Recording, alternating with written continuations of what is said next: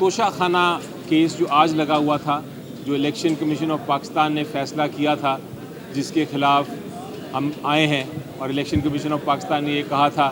کہ عمران خان صاحب نااہل ہیں اور ان کے خلاف مقدمے چلائے جائیں توشہ خانہ کے۔ یہ وہ کیس تھا جو جڑ تھی، جس کی وجہ سے توشہ خانہ 1 کیس بھی بنا اور توشہ خانہ 2 کیس بھی بنا۔ اس کی آج سماعت تھی۔ میں نے تو اپنی بحث کمپلیٹ کر لی تھی، ختم کر لی تھی۔ آج الیکشن کمیشن آف پاکستان کی بحث تھی،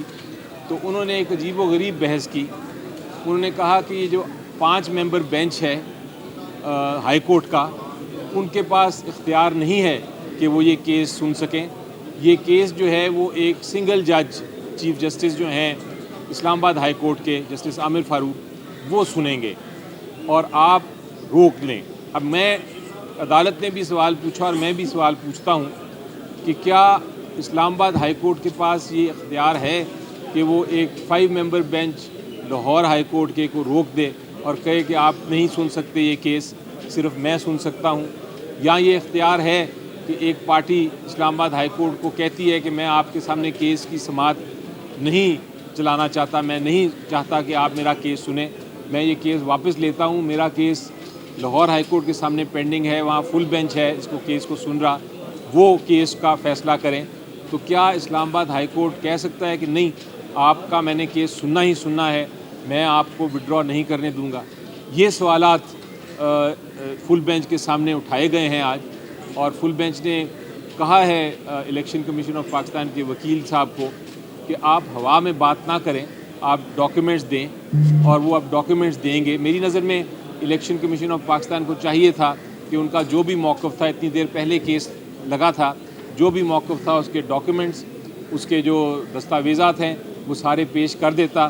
لیکن مجھے لگتا یہ ہے کہ الیکشن کمیشن آف پاکستان جان بوجھ کے کیس میں تاخیر کر رہا ہے، وہ ڈیلے کر رہا ہے، اور وہ اس لیے ڈیلے کر رہا ہے کہ ان کو پتہ ہے کہ میرٹس پہ ان کے پاس کوئی جواز نہیں، کوئی جواب نہیں اس کیس کا۔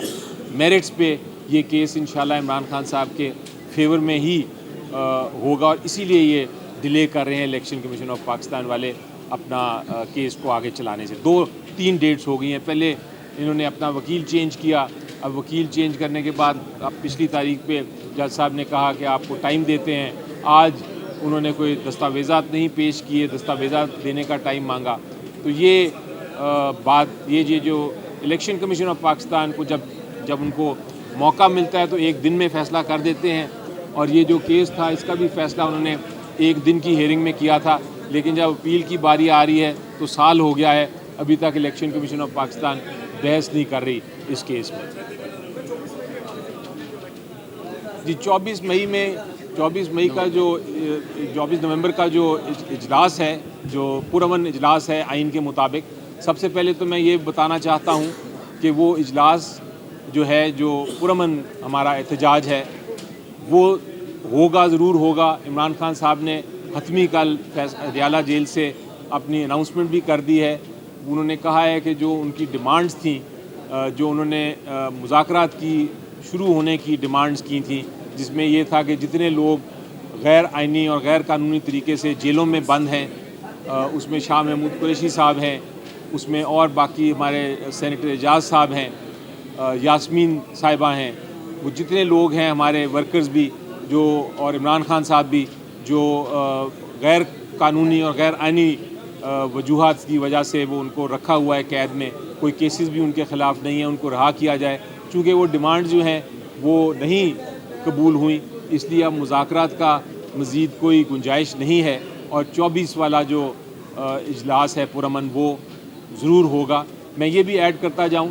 کہ آئین ہمیں اور قانون ہمیں اجازت دیتا ہے، حق دیتا ہے، یہ ہمارا بنیادی حق ہے کہ ہم احتجاج کریں، اور ہم اس معاملے میں آئین کے ساتھ اور قانون کے ساتھ کھڑے ہیں۔ حکومت جو ہے، جو روک رہی ہے اس کو یا روکنا چاہتی ہے اس پرامن احتجاج کو، اور وہ کنٹینرز کھڑی کر رہی ہے اور لوگوں کو پھر سے اریسٹ کر رہی ہے، وہ آئین کی خلاف ورزی کر رہے ہیں، وہ آئین اور قانون کے خلاف ہیں۔ تو اس کیس میں ہم قانون کے ساتھ ہیں، اور جو حکومت ہے وہ آئین کے خلاف ہے۔ عمران خان صاحب سے یہ بات ہوئی تھی اور انہوں نے وضاحت کر دی تھی، اس کی میرے سامنے وضاحت کی تھی۔ انہوں نے کہا تھا میں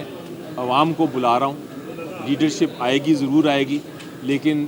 عوام چونکہ اس پر خود نکلے گی اور عوام کیا جلسہ ہے، ان کے حقوق کے لیے جلسہ ہے، تو وہ لیڈرشپ کی فکر نہ کریں، وہ نکلیں کیونکہ یہ ان کے حق کی بات ہے۔